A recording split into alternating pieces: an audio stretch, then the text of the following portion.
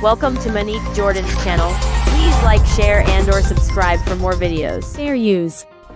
Sit back, relax, kick your feet up, most of all, enjoy. The year 1993 was a big one for NBA great Michael Jordan. It marked his third straight year that he was named NBA Finals MVP, a first in the league's history.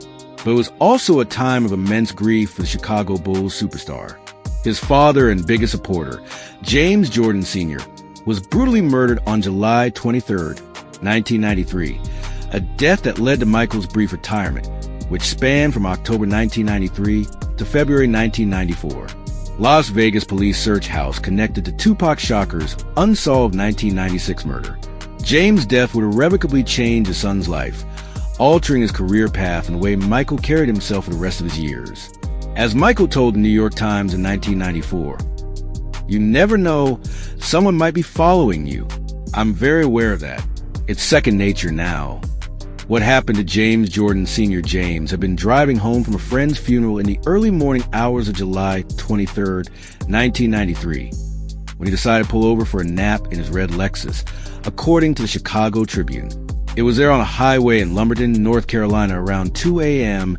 that Daniel Andre Green and Larry Martin Demery, both 18, noticed their target. They later claimed they only wanted to steal James' car, but ended up fatally shooting him.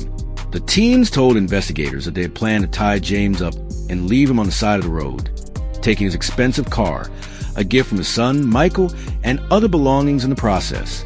Instead, Green shot the 56-year-old square in the chest, killing him.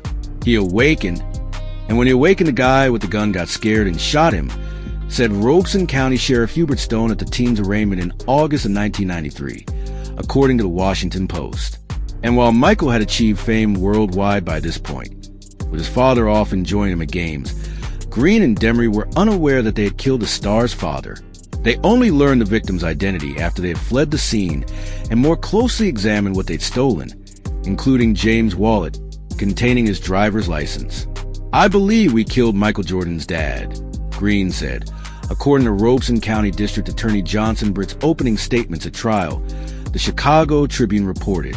They then took James' body to a nearby waste treatment plant with the intention of dumping it in a vat that would dissolve the remains.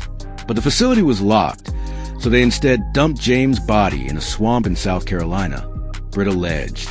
The Lexus was found abandoned in Fayetteville, North Carolina on August 5th, at which point the Jordan family realized something bad had happened to the patriarch.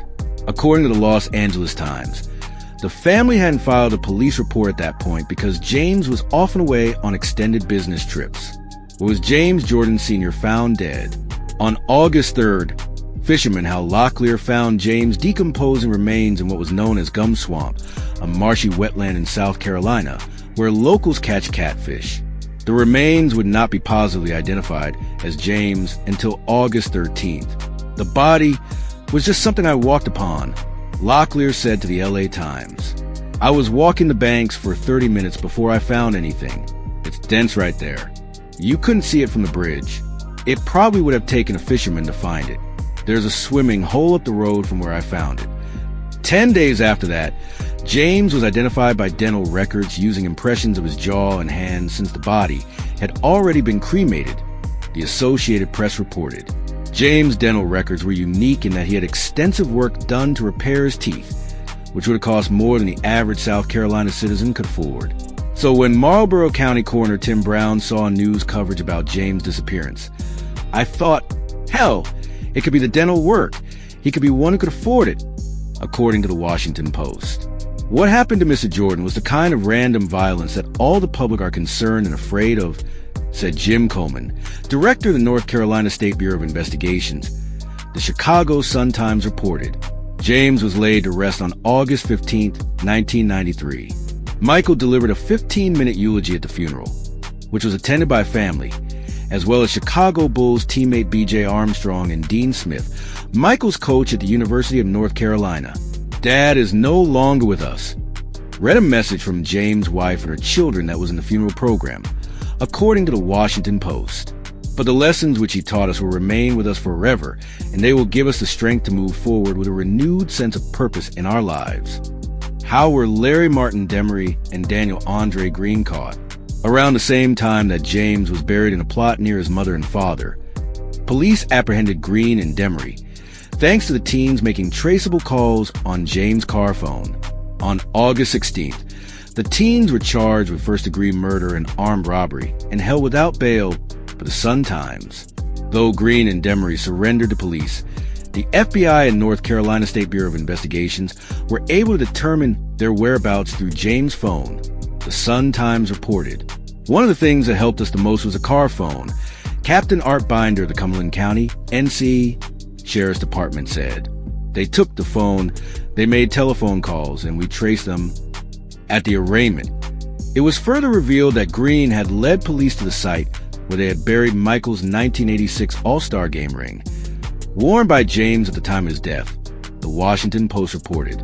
Green also made a video of himself rapping while wearing the ring and a gold watch, both gifts from Michael to James, according to the AP. Demery pleaded guilty to first-degree murder, armed robbery, and conspiracy to commit robbery in 1996, and was sentenced to life in prison, according to previous Oxygen.com reporting.